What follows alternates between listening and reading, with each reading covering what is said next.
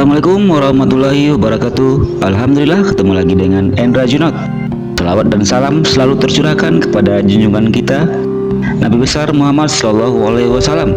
Allahumma salli ala Sayyidina Muhammad wa ala ali Sayyidina Muhammad. Harapan dan doa saya semoga saudaraku selalu diberikan kesehatan, diluaskan rezekinya, dipanjangkan umurnya, hidup berkah, sukses dan bahagia. Amin ya rabbal alamin. Saudaraku yang dirahmati Allah, siapa yang tidak kenal ulama Izzuddin bin Abdi Salam? Beliau adalah ulama tersohor dalam mazhab Syafi'i dan dapat gelar Sultanul Ulama, rajanya para ulama. Dengan latar belakang keluarga yang biasa saja, pernah suatu ketika di malam yang dingin ia menginap di emperan masjid. Rasa lelah yang mendera membuat ia cepat tertidur. Ada satu kejadian, mungkin saking lelahnya, sayup-sayup ia mendengar pertanyaan, "Wahai Abdi Salam, apa yang engkau kehendaki, ilmu atau amal?" Spontan beliau menjawab, "Tentu saja ilmu, karena dengannya aku bisa beramal." Dan kisah ini ketika beliau pernah diangkat menjadi hakim agung dan menjual pejabatnya. Tidak lama setelah dirinya memegang jabatan tersebut, ia menemukan data bahwa para gubernur dan panglima angkatan perang di negerinya bukanlah penduduk asli Mesir dan bukan pula sebagai orang-orang merdeka. Mereka adalah budak-budak yang dibeli oleh sultan dengan menggunakan dana dari kas negara. Budak-budak yang menjadi pejabat sekarang itu dibeli oleh sultan ketika mereka masih kanak-kanak. Mereka diajari bahasa Arab, ilmu agama, kepandaian menunggang kuda, dan kecakapan melakukan perang. Ketika menginjak dewasa, sang sultan mengangkat mereka untuk memegang jabatan-jabatan itu. Mereka adalah para hamba sahaya yang menjadi gubernur. Dengan demikian, menurut Izzuddin, mereka tidak mempunyai hak seperti orang merdeka. Mereka tidak sah menikah dengan perempuan-perempuan yang merdeka. Selain itu, lanjut Izzuddin, mereka pun tidak mempunyai hak untuk melakukan jual beli dan menggunakan kekayaan kecuali sesuai aturan yang harus dipenuhi oleh seorang hamba sahaya. Apa yang dikatakan oleh Izzuddin bin Abdi Salam sampai kepada para gubernur yang bersangkutan. Mereka sangat marah dan merasa tersinggung. Sementara itu, Syekh Izzuddin tetap pada pendiriannya, yaitu mereka tidak sah melakukan jual beli dan pernikahan. Mereka pun tidak sah dengan perempuan-perempuan merdeka. Dengan demikian, kepentingan mereka terabaikan. Salah seorang di antara para pejabat yang bersangkutan ada yang menjadi wakil sultan. Ia gusar dan marah ketika mendengar apa yang dikemukakan oleh Syekh Izzuddin. Mereka mengadakan pertemuan dan sepakat untuk mengutus seseorang agar menemui Izzuddin. Sang utusan bertanya kepada Izzuddin, "Apa yang engkau inginkan dengan mengeluarkan pernyataan kontroversial itu?" "Tidak ada yang saya maksud kecuali akan membuat sebuah acara untuk melelang kalian," jawab Izzuddin.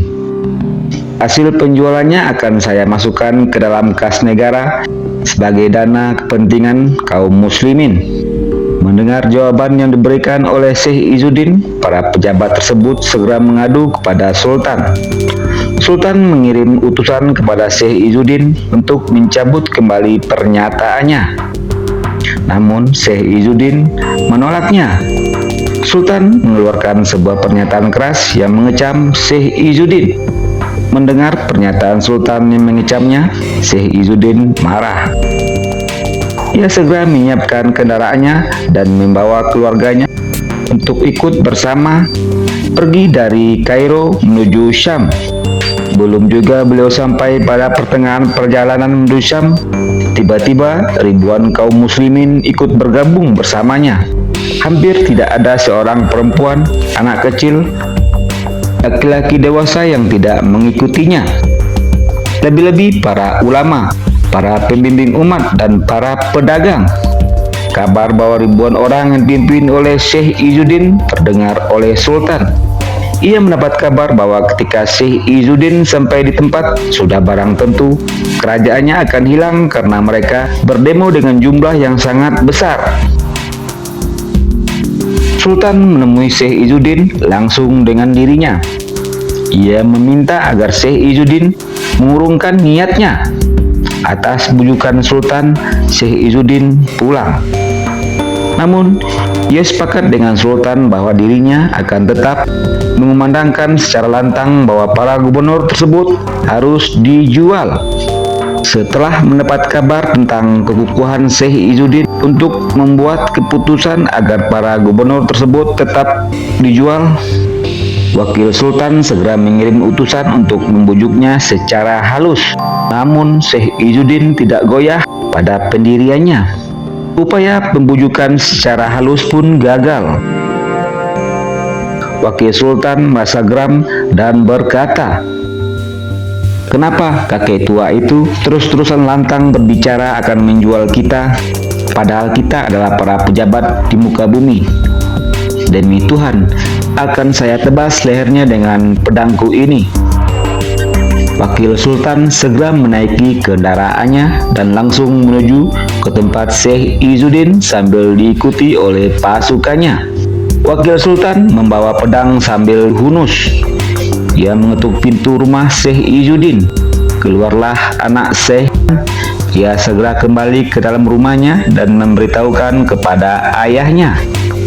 Namun Syekh Izzuddin tidak peduli dengan keadaan yang demikian dan tetap kukuh pada pendiriannya. Dia berkata kepada anaknya, "Anakku, tidak ada halangan untuk bapakmu mati di jalan Allah."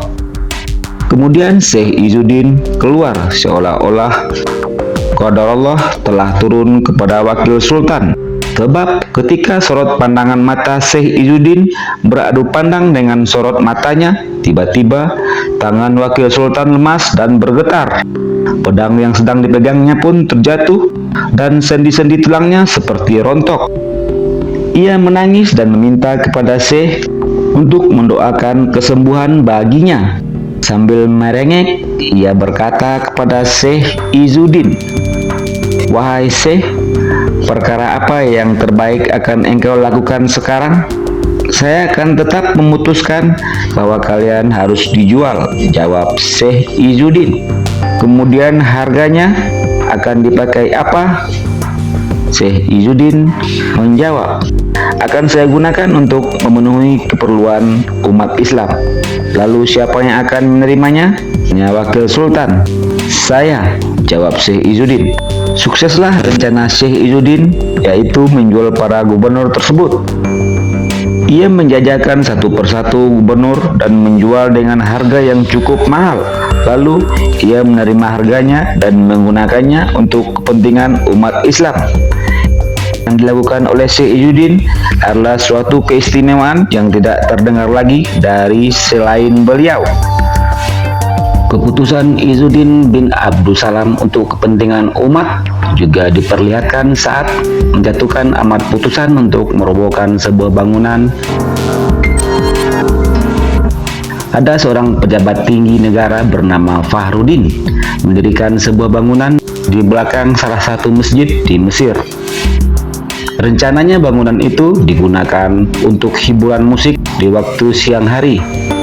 Hal ini tentu bertentangan dengan kedudukan masjid yang mestinya dihormati dengan tidak memutar musik di sekitarnya.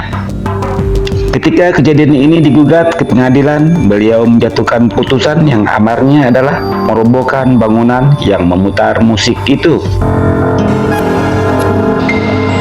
Setelah eksekusi selesai dilaksanakan, beliau mengajukan surat permohonan pengunduran diri sebagai ketua pengadilan dan Sultan Najmuddin Ayyub mengabulkan tanpa membaca isi surat permohonan tersebut. Sultan Najmuddin Ayyub mengirimkan utusan untuk menyampaikan surat tersebut kepada Khalifah Al-Mu'tasim di Baghdad. "Adakah surat pengunduran diri ini dibaca oleh Sultan Najmuddin?" tanya Khalifah Al-Mu'tasim. "Saya tidak mengetahuinya, sekedar menyampaikan surat ini pada Tuan Khalifah," jawab utusan tersebut. Mendengar jawaban utusan itu, Khalifah berkata, permohonan pengunduran diri Izzuddin bin Abdussalam sebagai ketua pengadilan tidak diterima dan ia harus tetap menjabat sebagai ketua pengadilan. Dengan kebijaksanaan mengambil putusan mengedepankan kepentingan umat, semoga keputusan seorang hakim seperti Izzuddin bin Abdussalam dapat menjadi inspirasi bagi para penegak hukum lainnya agar semangat keadilan, menempatkan sesuatu pada tempatnya, dan keberpihakan pada masyarakat selalu tumbuh dan berkembang dalam ruang sidang. Demikianlah, semoga bermanfaat dan dapat diambil pesannya. Jangan lupa subscribe. Terima kasih.